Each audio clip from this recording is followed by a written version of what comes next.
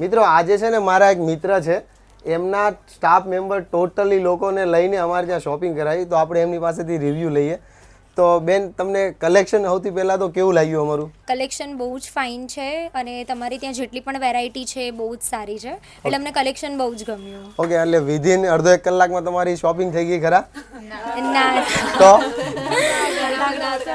કલાક દોઢ કલાક થયો, પણ અહીંયા જે કલેક્શન છે એ જોવા માટે અમને ખૂબ જ ગમ્યું. Okay. અને અમને બધા જ જે ડ્રેસીસ છે એ બહુ જ સારા લાગ્યા. હવે બધાની બેગ તો બતાવો, પાછી પરચેસ કરેલી બેગ.